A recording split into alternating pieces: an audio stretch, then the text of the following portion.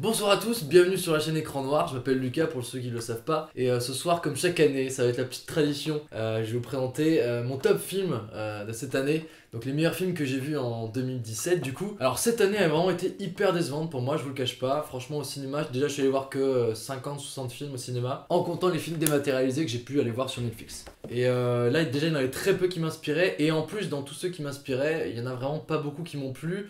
J'ai eu du mal à faire un top 10. Voilà, alors que l'année dernière c'était vachement plus clair pour moi, c'était évident. Là cette année c'était vraiment compliqué de trouver quel film m'avait vraiment plu et d'élaborer un top 10. Alors du coup face à cette petite déception, j'avais quand même très envie de vous présenter quelques séries qui m'ont énormément plu, qui sont des vrais chefs-d'œuvre. Alors pour moi il y en a deux qui sont vraiment des immanquables et qu'il faut absolument que vous regardiez. Tout d'abord il y a The Leftovers que j'avais commencé l'année dernière. C'est une série dramatique qui est vraiment bouleversante en 3 saisons, donc c'est terminé, j'ai eu le temps de la finir cette année. Vous n'aurez pas à vous taper énormément de saisons. C'est une série dramatique qui parle du deuil. Ça se passe à notre époque, en fait un jour, je crois le 14 octobre, un truc comme ça, il y a 2% de la population qui disparaît de la surface de la Terre. Comme ça, sans explication, et la série du coup se passe 3 ans après cet événement, et ça parle du deuil en fait, comme on accepte la disparition.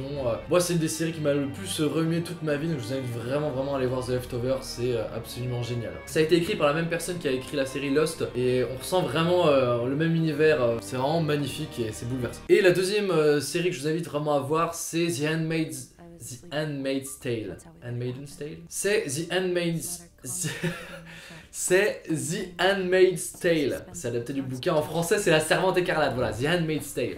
C'est une dystopie. Ça se passe également dans une époque contemporaine. Les êtres humains n'arrivent plus à avoir d'enfants. Le taux de natalité est très faible. Du coup, ce sont des fanatiques religieux qui prennent le pouvoir en Amérique et qui vont asservir les quelques femmes qui peuvent encore avoir des enfants. Voilà, ils vont se faire régulièrement violer dans des cérémonies religieuses pour donner des enfants aux plus riches de la nation. C'est une des séries les plus violentes psychologiquement que j'ai pu voir. C'est hyper dur, franchement. C'est difficile d'enchaîner plusieurs épisodes, mais ce qui est génial avec cette série, c'est qu'on se dit pourquoi pas.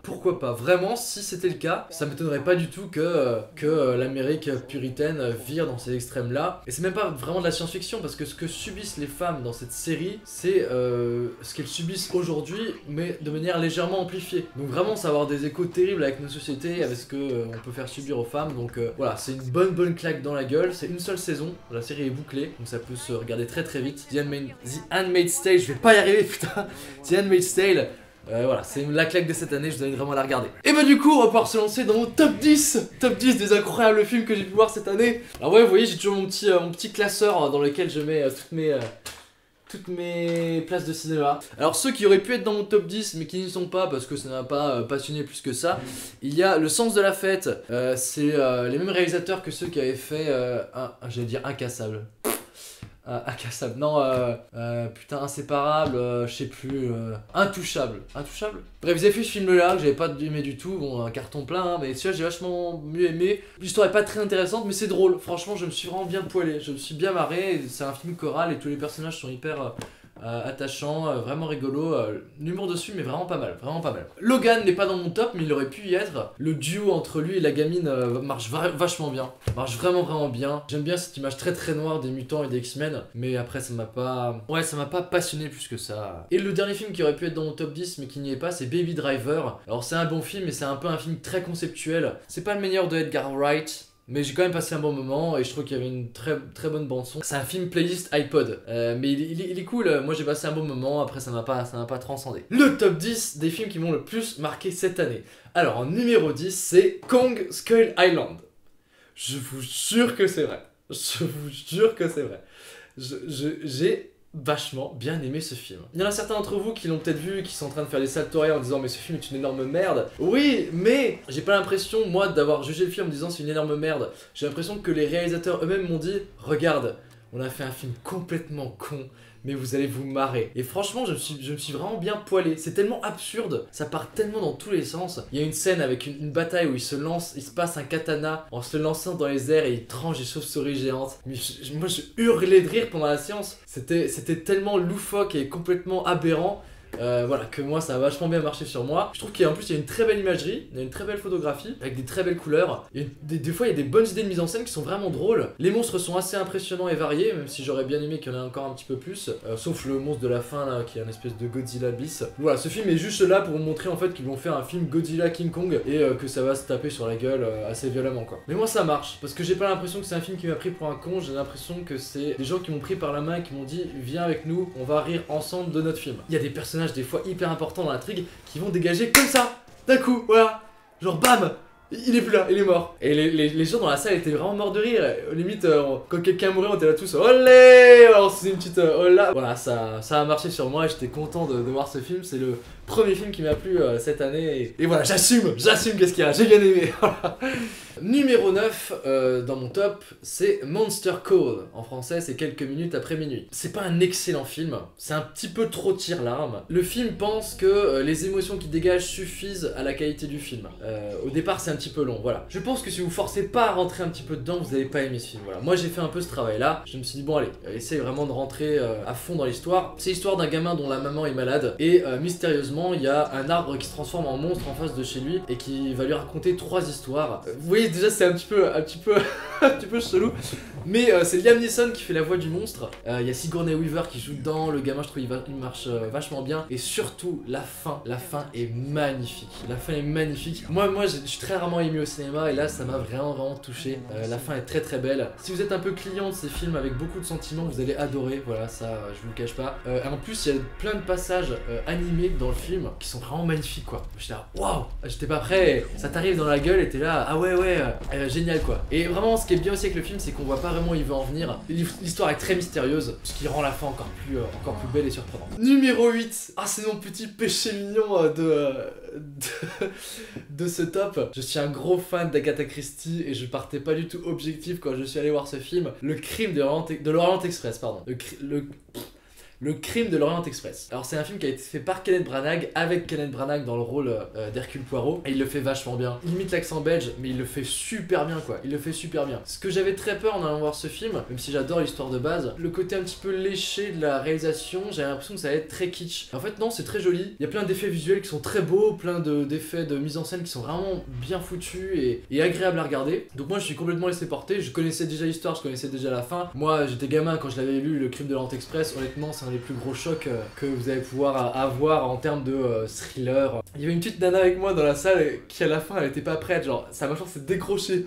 Elle regardait tout le monde comme ça, elle me regardait genre trop choquée. Elle regardait autour d'elle, genre elle y croyait pas, quoi. Et la scène de fin est très belle. Alors c'est un film avec un casting incroyable. Chaque personnage, il y a Willem Dafoe, il y a la nouvelle Daisy Ridley je crois qui joue dans Star Wars. Je sais même plus qui il y a, mais il y a vraiment un casting. Il y a Johnny Depp qui joue le mafieux. Bref, il y a un casting incroyable. Et c'est déjà un peu un remake d'un film qu'ils avaient fait. Ils avaient déjà fait ce film, Le crime de l'Orient Express, avec également un casting incroyable. Je me souviens, il y avait Sean Connery. Tous les personnages étaient incarnés par des acteurs vraiment importants. C'est un film qui était dans les années 60, je crois. Et donc ce film-là, c'est un petit peu un clin d'œil, un remake à cet ancien film qui a été fait, qui était déjà très bien. Je suis pas du tout objectif quand on parle d'Agatha Christie. J'ai tout lu, ça a été ma passion quand j'étais gamin. Je les ai vraiment pas beaucoup. Mais mes grands-parents, ils avaient les intégrales d'Agatha Christie et j'avais tout démonté, j'avais tout lu. Donc pas objectif. Je comprends que ça vous parle pas ce genre de film. Moi, ça a fait du bien à mon petit cœur. Numéro 7. La Passion Van Gogh. Alors, c'est un film qui se veut un hommage à Van Gogh. Ça parle d'un jeune homme qui va aller enquêter sur les circonstances mystérieuses de la mort de Van Gogh. Sauf que c'est pas tout ça qui fait la qualité du film. La qualité du film, c'est que c'est un film qui a été peint à la main. C'est un truc de malade. Je n'ai jamais vu un film comme ça. C'est comme si vous regardiez un film sous LSD. Alors, quand je dis que ça a été peint à la main, ça a été peint dans le style Van Gogh. Quand ce sont des peintures qui sont animées à la main, c'est honnêtement une des plus belles animations que j'ai vues toute ma vie. J'étais sur le cul et quand ça a commencé, j'étais là, mais ce film est un pur chef-d'œuvre. Ce qui le tire un petit peu vers le bas, c'est qu'ensuite, pour des questions de budget, j'imagine des questions techniques, ils ont filmé et ensuite ils ont peint par-dessus le film. Et du coup, ça perd un peu de sa magie de peinture animée. Mais quand vous allez voir les peintures de Van Gogh qui sont animées, ça c'est incroyable, voilà. L'histoire est vraiment intéressante en plus. Les circonstances de la mort de Van Gogh sont vraiment bizarres, donc moi ça m'a pris une période de la vie de ce peintre que je connaissais pas. Et franchement, juste pour la performance technique, c'était obligé que je mette ce film dans mon top parce que c'est vraiment un des plus grands chocs visuels que j'ai pu avoir cette année et même de toute ma vie en animation. Bravo, La Passion Van Gogh, il y a du boulot, c'est bien fait, et il faudrait qu'on ait plus souvent des films comme ça. Alors, il y a une trilogie de films qui m'a vachement marqué cette année. C'est que des thrillers, c'est 3 thrillers, donc je les ai mis un petit peu à la suite. Je savais pas trop les démarquer les uns des autres. Honnêtement, ils sont tous un petit peu de la même qualité. Ce qui fait la différence, c'est juste des tout petits détails personnels. Le premier de cette trilogie, en numéro 6, c'est Le Caire Confidentiel. Le Caire Confidentiel, ça se passe en Égypte. Bon, sans déconner, bien vu. Bravo, la géographie, il est bon. Alors c'est un thriller, il y a une jeune femme qui est découverte morte dans un hôtel. Mais c'est pas du tout un film à suspense parce qu'on sait tout de suite qui est l'assassin. Mais c'est un film qui va parler de la corruption au sein de la police égyptienne, avec en fond de trame le printemps arabe. Les révolutions qui commencent à se développer. C'est hyper fort, c'est hyper dur. L'acteur, je suis fatigué, désolé, j'ai déjà oublié son nom. J'ai oublié son nom, bah désolé. Mais l'acteur est vraiment incroyable, il a un charisme ce mec. Il porte tout seul le film. Même tous les acteurs secondaires sont vachement bien, hein, mais il y a vraiment du suspense, il y a de la tension, c'est assez dur. J'ai adoré ce film. J'ai envie de dire c'est un petit peu exotique, bah oui, mais ça nous change des thrillers qu'on a l'habitude de voir dans des univers assez occidentaux. Voilà, Le Caire Confidentiel, bah j'ai pas grand chose à vous dire sans vous spoiler, donc allez vous mater ce film, c'est un excellent thriller. Fares. Voilà, j'ai retrouvé le nom de l'acteur, Fares. Il a un pif, c'est Cyrano le gars. Mais il est trop fort, il joue trop bien, il a un charisme de ouf. J'adore ce mec. En numéro 5, c'est un thriller américain, c'est The Wind River. En français, La Rivière du Vent. C'est un film avec un thriller avec Jeremy Renner qui se passe, j'ai pas envie de dire une connerie, non, ça se passe en Amérique, dans une région hyper reculée et encastrée dans les neiges, complètement enchâssée dans les montagnes. L'histoire c'est qu'il y a une jeune fille qui est retrouvée morte. Encore une, en plein milieu de la nature, à des dizaines de kilomètres de la moindre habitation, elle est pieds nus. Et du coup, c'est Jeremy Renner qui va devoir, qui est un garde forestier, qui va devoir un petit peu enquêter là-dessus et aider une jeune nana du FBI qui vient essayer de résoudre ce mystère. L'ambiance est vraiment sympa dans ce film. C'est comme Le Caire Confidentiel, il y a une âme qui se dégage de ces films, ils ont vraiment une ambiance particulière. C'est assez angoissant. J'adore cet univers enneigé, ça donne vraiment un charme de ouf à ce film. Et le climax de ce film, est vraiment complètement dingue quoi. C'était, voilà, ça m'a transporté. Après, la fin est peut-être un petit peu... on s'écoute un petit peu parler quoi, voilà, vers la fin du film, mais quand même ça vaut vraiment le coup. Wind River, voilà, c'était une très bonne surprise. Numéro 4, donc le troisième thriller de ce top, et moi c'est mon préféré, Que Dios no perdone. Alors c'est un film espagnol, alors je vous garde complètement le mystère sur qui sont les victimes, pourquoi, quoi que ce soit. En tout cas les deux acteurs principaux sont vraiment excellents, entre le mec hyper un peu macho, la brute épaisse, qui s'énerve hyper rapidement, qui casse des gueules, et l'autre qui a une espèce de mec un peu autiste, un peu demeuré, assez malaisant. Voilà, je trouve que le duo fait vraiment la paire, et surtout c'est hyper bien écrit. Au-delà du thriller en lui-même et de l'enquête, les personnages ont vraiment un développement hyper intéressant, c'est hyper prenant. Bon, la fin est pas incroyable, mais les péripéties sont vraiment palpitantes, assez stressantes par moments, donc voilà. Regardez-le en espagnol bien sûr, mais je pense que ça devrait plaire à tout le monde, ce genre de thriller à suspense. Donc regardez ça, c'est de la qualité, voilà, supérieure.